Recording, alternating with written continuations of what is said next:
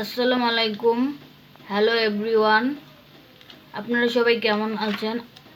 আশা করি আল্লাহর রহমতে সকলেই ভালো আছেন। আমরাও ভালো আছি। মম অ্যান্ড সেতু ব্লগে সকলকে স্বাগতম। আজকের ভিডিওটি আমি এখান থেকে শুরু করছি।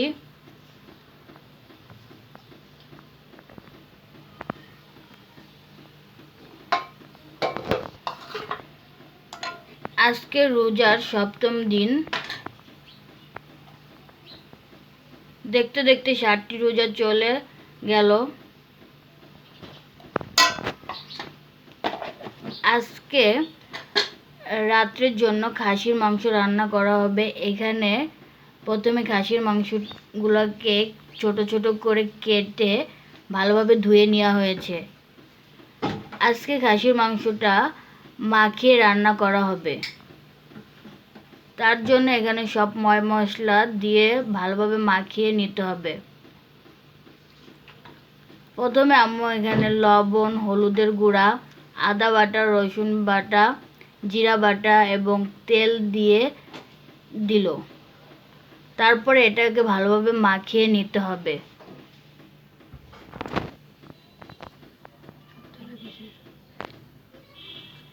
এখন মরিচের গুঁড়া দিয়ে দেওয়া হলো।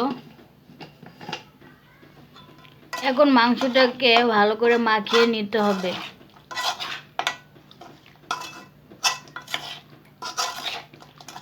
খাসির মাংস মাখিয়ে রান্না করলে অন্যরকম একটা স্বাদ আসে।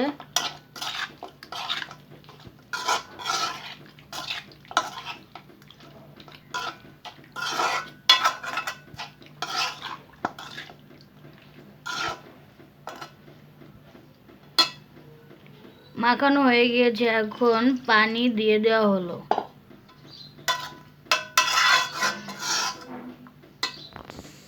মাখানো শেষে এখন চুলায় বসিয়ে দেওয়া হলো। আস্তে আস্তে এই খাসির মাংসটা হতে থাকবে।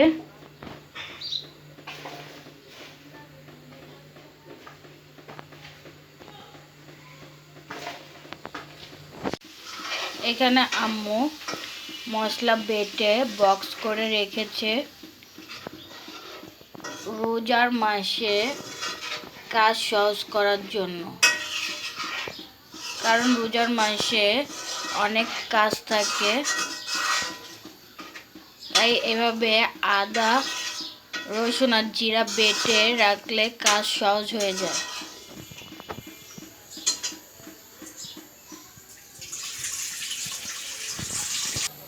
এদিকে মাংস কষানো হয়ে গিয়েছে।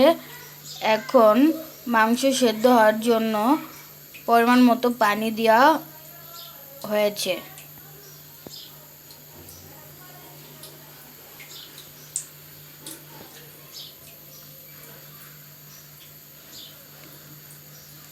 আজকে খাসি গোশতটা অন্যরকমভাবে রান্না করা হচ্ছে।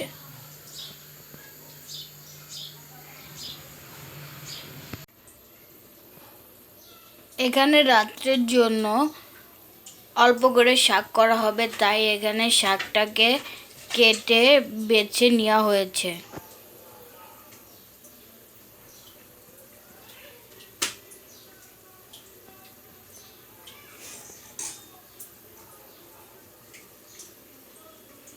লাউ শাকগুলো বেশ সবুজ এবং টাটকা আছে। আলু চপ করা হবে, তার জন্য এখানে আলুগুলো ছুলে নেওয়া হচ্ছে।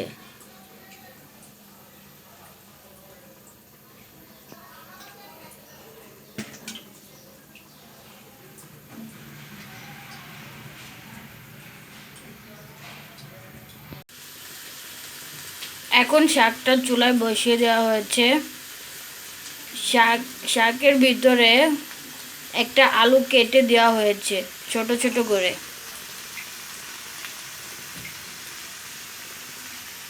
আলু দিয়ে লাউ শাক খেতে ভালো লাগে।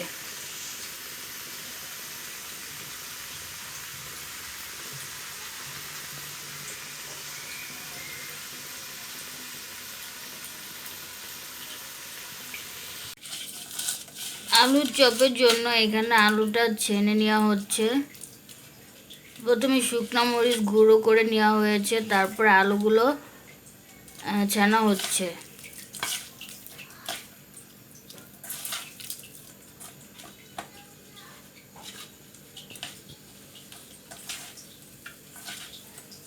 এখন লবণ দিয়ে ভালোভাবে আলুটাকে মাখিয়ে নেওয়া হচ্ছে।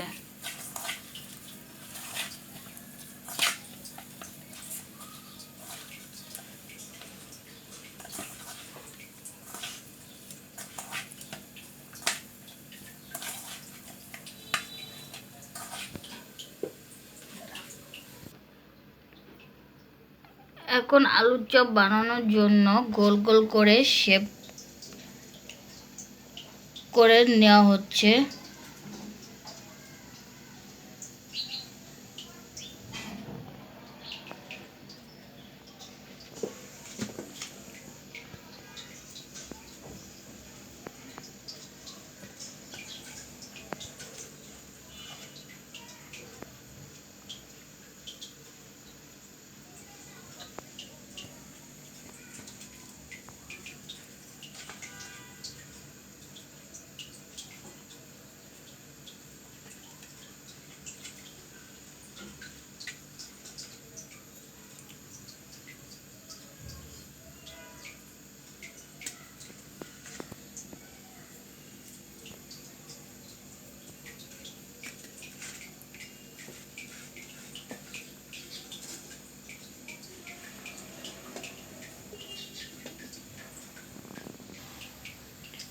আলুর চপগুলোর শেপ দেওয়া হয়ে গিয়েছে, এখন ভেজে নিতে হবে।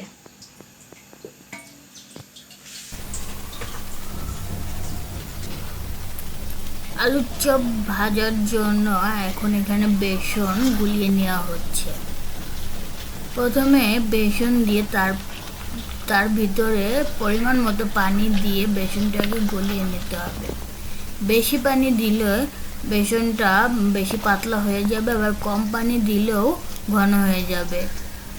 তাই পরিমাণ মতো মাপ দিয়ে সব কিছু গুলিয়ে নিতে হবে। তারপর এর ভিতরে একটু বাটা মশলা দিয়ে দিতে হবে, যেমন আদা বাটা আর রসুন বাটা দিয়ে দেওয়া হলো। জিরা বাটাও দিয়ে দেওয়া হলো। তারপর সামান্য লবণ দিয়ে আবার ভালোভাবে গুলিয়ে নিতে হবে, যাতে বেসনটা দলা দলা হয়ে না থাকে। তারপর সামান্য হলুদের গুঁড়া দিয়ে দেওয়া হলো কালার হওয়ার জন্য।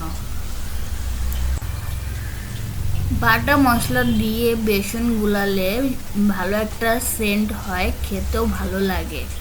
আর শুধু এমনি বেসন যদি গুলানো হয় তাহলে বেশি একটা ভালো লাগে না, একটা ডালের গ্যাস করে।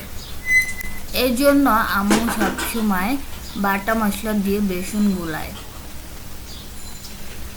এখন এখানে বেসনের ভিতরে যে বেগুন দিয়ে বেগুনিটা ভেজে নিচ্ছে। এখানে খুব কম বেগুনি তৈরি করা হবে, 4-5টার মতো, কারণ আমাদের বাসায় সবারই অ্যালার্জির সমস্যা আছে, তাই বেগুনিটা বেশি খাওয়া হয় না। বেগুনির বদলে আমরা কলার চপ আর পেঁপে গুনি খেয়ে থাকি। এখানে আলুর চপগুলাও বেসনে ডুবিয়ে তেলের ভিতরে দিয়ে দেওয়া হলো। তারপর হালকা হালকা লাল করে ভেজে নিতে হবে। এই যে দেখুন, এখানে বেগুনিটা ভাজা হয়ে গিয়েছে। এখন এভাবে বাকি সব ইফতারিগুলো ভেজে নিতে হবে। আজকের ভিডিওটি এখানেই শেষ করছি। আল্লাহ হাফেজ।